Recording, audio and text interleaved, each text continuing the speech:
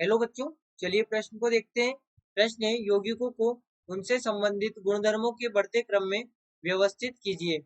Benzoic अम्ल, 4 nitro benzoic अम्ल, 3,4 dinitro benzoic अम्ल, 4 मेथोक्सी बेंजोइक अम्ल और अम्लता की सामर्थ्य के क्रम में। तो देखिए बच्चों, यहाँ पर बात करें प्रश्न की मुख्य अवधारणा। तो बच्चों, जब हम बात करते हैं अम्लता की सामर्थ्य यहाँ पर, तो अम्लता की सामर्थ्य किस प्रकार से होती है? जो यहाँ पर H प्लस जल्दी से निष्कासित कर देगा, जो H प्लस यहाँ पर आसानी से देगा, उसकी उसकी अम्लीय क्षमता उसकी अम्लीय क्षमता अधिक होगी उसकी अम्लीय क्षमता अधिक होगी। तो देखिए बच्चों, यहाँ पर हमें जो यौगिक दिए गए हैं, पहला हमें दिया गया है बेंजोइक अम्ल। यहाँ पर बेंजोइक अम्ल, दूसरा हमें यहाँ पर दिया गया है 4 नाइट्रो बेंजोइक अम्ल। यहाँ पर ये COOH, ये बेंजोइक अम्ल तो हो गया। अब यहाँ से ये 1, 2, 3 और 4, यानी कि यहाँ पर नाइट्रो आएगा, तो ये 4 नाइट्रो बेंजोइक अम्ल हमारे पास में होगा। यहाँ पर 4 नाइट्रो बेंजोइक अम्ल। इसके बाद में दिया गया है 3,4 डाइनाइट्रो, तो यहाँ पर ये इस प्रकार से होगा बेंजोइक अम्ल। और इसकी तीसरी और चौथी पोजीशन पर NO2 लगा हुआ है, तो यहाँ पर 3,4 डाइनाइट्रो बेंजोइक अम्ल। फिर 4 मेथोक्सी बेंजोइक अम्ल दिया गया है, यहाँ पर 4 मेथोक्सी यानी कि COOH और यहाँ पर ये OCH3। तो बच्चों ध्यान दें, हमारे पास में क्या होगा, यहाँ पर जब H प्लस निष्कासित होगा, तो ये बनाएगा यहाँ पर इस प्रकार से COO, यहाँ पर ये C डबल बॉन्ड O और O माइनस यहाँ पर बनाएगा। यहाँ से जब H प्लस निष्कासित होगा, यहाँ पर ये H प्लस का निष्कासन हो रहा है, H प्लस निष्कासित हो रहा है। इसी प्रकार से यहाँ से जब H प्लस निष्कासित होगा, तो ये निर्मित करेगा यहाँ पर C double bond O minus NO2।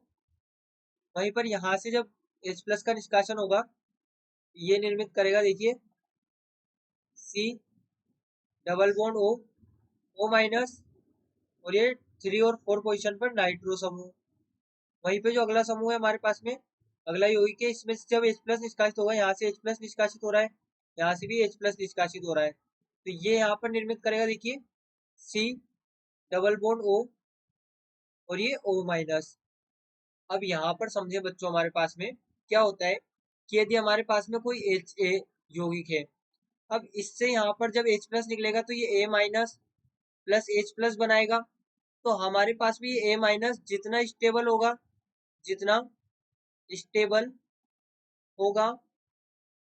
उतनी उतनी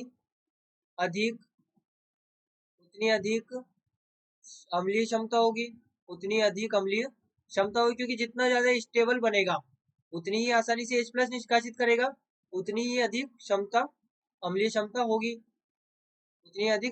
होगी तो अब बच्चों यहाँ पर ध्यान दें कि हमारे पास में जो NO2 समूह होता है, यहाँ पर जो NO2 समूह होता है, ये यहाँ पर होता है -M प्रभाव वाला। यहाँ पर ये -M इफेक्ट दिखाता है, यहाँ पर ये मेटा पोजिशन पर है, तो ये -I इफेक्ट दिखाएगा। और यहाँ पर NO2 -M इफेक्ट दिखाएगा, -M। और यहाँ पर ये लगा हुआ है OCH3, तो यहाँ पर ये होगा OCH3। और बच्चों हम जानते हैं कि ऑक्सीजन के पास यहाँ पर लोन पेयर है, तो यहाँ पर ये क्या करेगा, ये +M प्रभाव यहाँ पर दर्शाएगा, ये यहाँ पर +M प्रभाव दर्शाएगा। तो अब देखिए यहाँ से क्या होगा कि जो -M वाला समूह है, ये यहाँ पर कार्बन पर क्या करेगा, इलेक्ट्रॉन को कार्बन से खींचेगा, यानी कि कार्बन पर पॉजिटिव बढ़ाएगा, तो यहाँ पर भी पॉजिटिव बढ़ेगा, यानी कि हम कह सकते हैं कि ये यहाँ पर इसकी स्टेबिलिटी को कम करेगा, क्योंकि पॉजिटिव को बढ़ा रहा है। तो यहाँ पर ये स्टेबिलिटी जो होगी नेगेटिव की, यहाँ पर क्या होगा, ये इलेक्ट्रॉन को खींच रहा है, तो यहाँ पर ये ऑक्सीजन पर पॉजिटिव डालेगा, यहाँ पर कार्बन पर ये पॉजिटिव इफेक्ट पैदा करेगा, क्योंकि इलेक्ट्रॉन खींच रहा है। इसी प्रकार से ऑक्सीजन पर भी आएगा, तो यहाँ पर क्या होगा, इलेक्ट्रॉन की कमी होगी, इलेक्ट्रॉन की कमी जो इलेक्ट्रॉन की कमी होगी तो पॉजिटिव चार्ज बढ़ेगा। अब पॉजिटिव चार्ज बढ़ेगा तो नेगेटिव चार्ज कम होगा, और नेगेटिव चार्ज जब कम होगा तो हम कहेंगे कि यहाँ पर नेगेटिव स्टेबल होता जाएगा। नेगेटिव जितना कम होता जाएगा उतना ही अधिक स्टेबल होता जाएगा।